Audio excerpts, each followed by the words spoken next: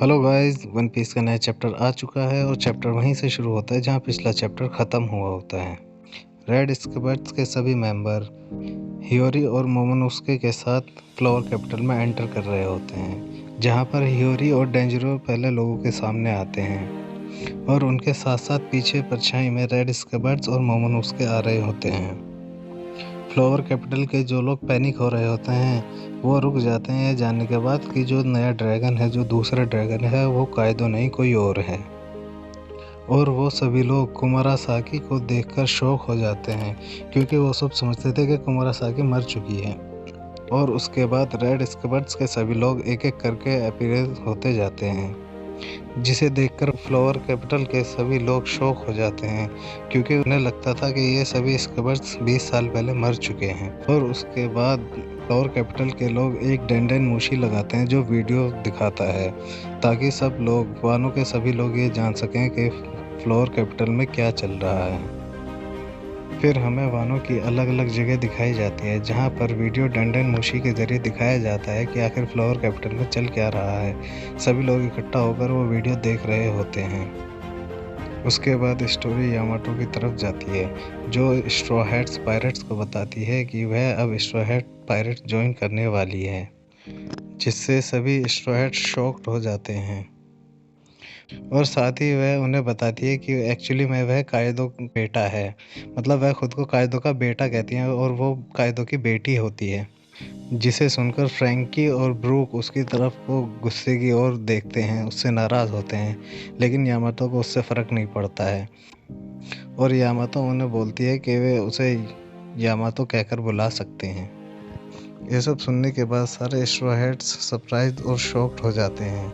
उनका बहुत फनी सा रिएक्शन होता है। दूसरी ओर चॉपर इंजर्ड लोगों को ठीक कर रहा होता है और वह लूफी और जोरो को भी ठीक कर रहा होता है। तभी उसोप तामा से पूछता है कि जिन लोगों को ओतामा ने अपनी पावर के ज़रिए टेम किया है उनका क्या होगा। तो ओतामा उसका रिप्लाई करती है कि वह सब 1 महीने बाद नॉर्मल हो जाएंगे और उसकी पावर सिर्फ 1 महीने तक ही काम करती है। जिसे सुनकर स्पीड बोलती है कि वह ओतामा के साथ रहना चाहती है। तो ओतामा उसे रिप्लाई करती है कि वह स्पीड को एज अ सर्वेंट नहीं बल्कि एज अ मदर उसके साथ रहना चाहेगी। फिर नेक्स्ट पेज पर हमें फ्लावर कैपिटल दिखाया जाता है जहाँ पर रेड स्क्वाड्स होते हैं। और सच कहूँ तो यार ये पेज अब तक के वानो आर्क का one of the best page है। मतलब ये मोमेंट यार लिटरली गूज़बम्प वाला मोमेंट है। यहाँ पर सारे रेड स्क्वाड्स और ह्योरी अपने घुटने टेक कर और सर झुकाकर किसी का इस्तकबाल करते हैं और यह देखकर वहाँ के लोग कंफ्यूज होते हैं कि आखिर रेड स्क्वाड्स कर क्या रहे हैं। फिर धूल और अंधेरे में से एक आवाज़ आती है जो पिछले 20 साल से वानों में हो रहे अत्याचारों और जुल्मों को सहने के लिए वानों के लोगों को एक्नॉलेज करती है और उनसे कहती है कि फायर फेस्टिवल अभी ख़त्म नहीं हुआ है और आज से वो लोग पहले की तरह आज़ाद हैं। जब मोमो अपनी स्पीच दे रहा होता है तभी हमें ओतामा का एक छोटा सा फ्लैशबैक दिखाया जाता है। ओतामा के मोम डैड फैक्ट्री में काम करने की वजह से मर चुके होते हैं और ओतामा जीने के लिए, अपना पेट भरने के लिए हैट्स बेचना शुरू कर देती है। जब ओतामा हैट बेच रही होती है तो एक दिन हितेत्सु उससे एक हैट खरीदता है और उसको बोलता है कि अभी हार मत मानना, क्योंकि कोजुकी क्लान के माइटी वॉरियर्स एक दिन ज़रूर कायदो और ओरोची को हराएंगे और वानों में वापस खुशहाली आ जाएगी।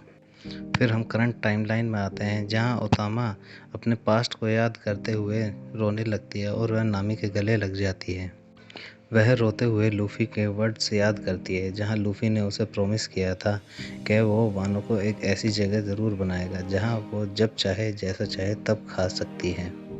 यार सच कहूँ तो यहाँ पर मुझे भी रोना आ गया था ओतामा को देखकर। She is such a brave girl. इतनी छोटी सी उम्र में इतनी बहादुर लड़की है।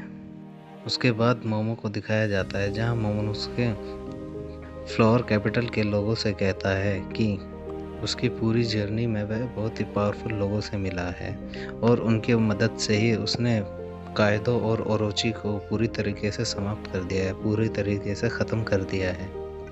तो ये सुनने के बाद वानो के लोग फूट फूट कर रोने लगते हैं, क्योंकि उन्हें यकीन नहीं होता है कि आखिरकार ओरोची के जुल्म और सितम से वह लोग आज़ाद हो रहे हैं। उसके बाद मोमो थोड़ा हिचकिचाने लगता है, तो किनेमोन उसे कंटिन्यू करने के लिए बोलता है और मोमो को लूफी के वर्ड्स याद आते हैं। तो मोमो अपनी स्पीच जारी रखता है और बोलता है कि वह वानो को पहले की तरह खूबसूरत बना देगा, जैसे वह 20 साल पहले थे, खूबसूरत और पीसफुल। लेकिन वह यह अकेला नहीं कर सकता, इसलिए वह सब लोगों की मदद मांगता है और वह कहता है कि अब से वह ही वानो पर राज करेगा, कोजुकी मोमोनोसुके। इसके बाद वहाँ पर खड़े सभी लोग रोने लगते हैं और वह इतने सालों बाद खुलकर रोते हैं, क्योंकि वह खुशी के मारे रो रहे होते हैं कि वह लोग फाइनली 20 साल बाद फ्री हो गए हैं। उसके बाद नरेटर कहता है कि हमने अभी ग्रेट शोगन मोमोनोसुके कोजुकी को सुना था, और यहीं पर चैप्टर समाप्त हो जाता है। तो गाइज़, ये था वन पीस के नए चैप्टर का एक्सप्लेनेशन। अगर आपको मेरे एक्सप्लेन करने का तरीका पसंद आया हो तो लाइक करें, कमेंट करें और शेयर करें। साथ ही नए वीडियोस देखने के लिए चैनल को सब्सक्राइब कर दें और बेल आइकन को प्रेस कर दें, ताकि आप मेरी आने वाली नई वीडियोस को मिस ना करने पाएँ। तो फिर मिलते हैं अगले हफ्ते नए चैप्टर के साथ। तब तक के लिए नमस्ते, खुदा हाफिज़, सत श्री अकाल और गुड बाय।